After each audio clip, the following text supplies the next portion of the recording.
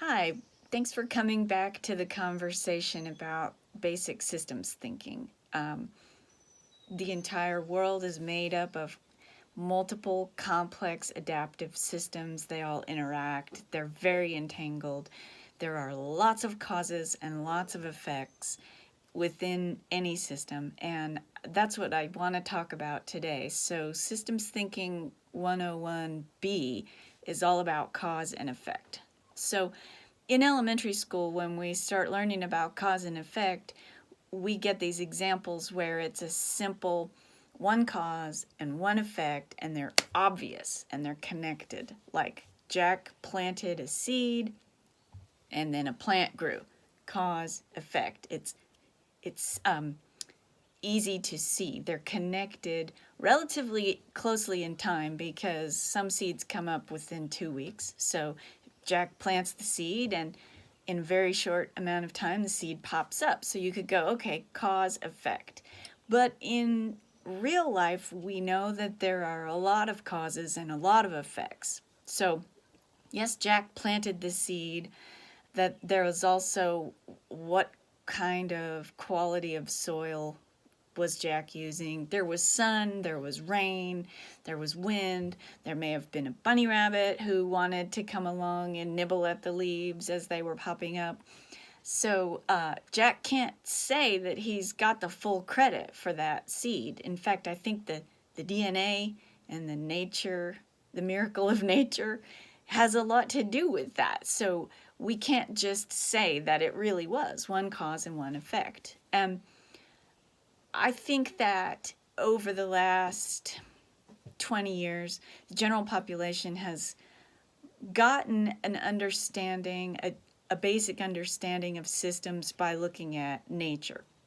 And ecosystems are certainly an easy way to see how there's a lot of complex interactions. So if you think back to your high school science courses, you'll remember that there were diagrams about the carbon cycle, diagrams about the water cycle, diagrams about the way nitrogen moved from the sky into the earth, and just different things.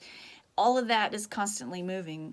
There's also what's happening with the weather. There's what's happening with each animal, each species. Are they competing for resources?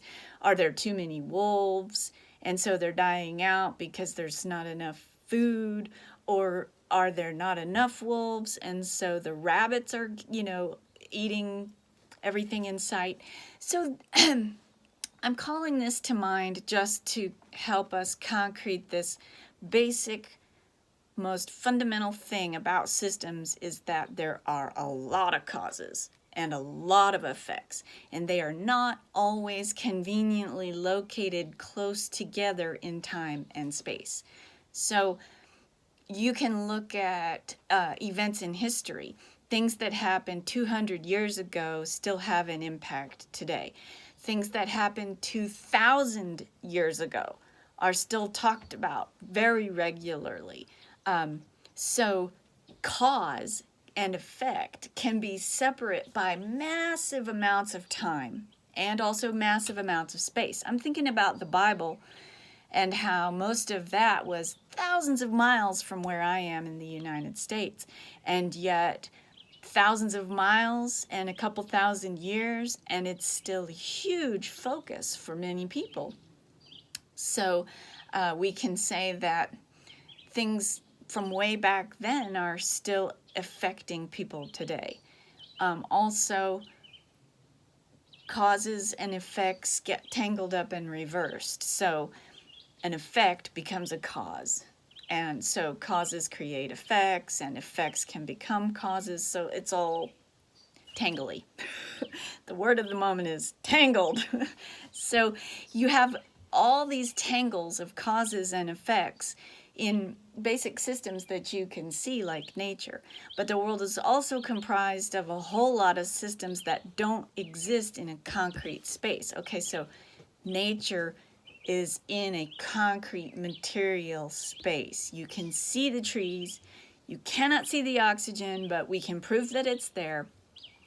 But in the world of human systems, human systems can exist both in a concrete material space, like Wall Street is a concrete material space. But inside of the New York Stock Exchange, there are however many brains, and those brains represent abstract space where things are happening, things are being stored, decisions are being made. So however many brains are physically in the room in the New York Stock Exchange represent just huge amounts of abstract space where the economy exists. But it's not just in the brains of the people in the stock exchange. The economy, holy cow, every single human in an economy has thoughts and feelings and makes choices. And so there's a huge abstract space reflected by the brains of each of those people. And then we get together in groups and we compare what's in our brains. And some of us are in the position to make decisions representing other people while participating in the system known as the economy. So within our group of, say, investment brokers, we have some shared values, some shared beliefs. We do some decision making together. We disagree on some things. Every single group of people represents yet another abstract space where this thing called the economy lives. But the economy is dealing with both concrete and abstract things as well. So when you buy a car, that's very concrete. But when the engineer is at home on a Saturday dreaming about a new way to handle rack and pinion steering, that came from her head. So the space, in math and science, we would say the phase space. The phase space where the system of the economy lives is both concrete and abstract. And again, many causes and effects. There are many agents operating independently, making choices, exhibiting behaviors. And so the entire system swirls together to have a behavior. Now, it's not a conscious system. The economy is not conscious of itself as a self, but it behaves as a massive entity. There are behaviors, there are outputs, there are products, there are trends, there are dynamics.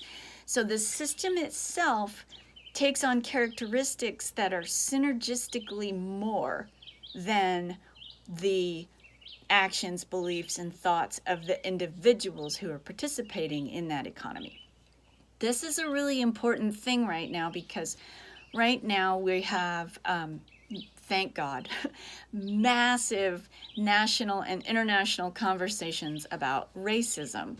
And what I see is that the data is really solid that, at least in the United States, there is systemic racism in the healthcare and housing and education and obviously the justice system and multiple systems within the culture, society, governance, corporate life, etc.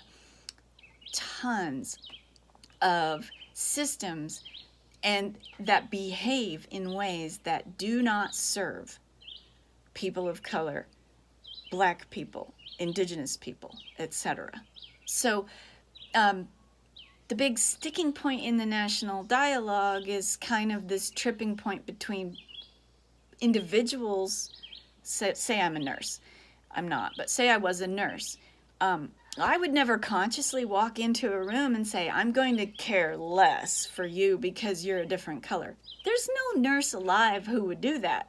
There is no nurse who's consciously going to underserve. And yet, the system comprised of all the rules and regulations and policies and procedures and the people and the decision making and the varying kinds of policies and insurance companies and government regulations and the FDA, all of that stuff works together, and somehow people of color are underserved to the point that they die a lot more than people who look like me. That's about the system. That is systemic. And I'm not going to say that there are not actual honest to God racists, because I know some for sure. But the system, that all of these systems are showing us again and again, the way these systems were built underserve a whole huge segment of American population. And that's not okay. So this is why we have to talk about systems. This is why we have to understand what are the basic components of a system.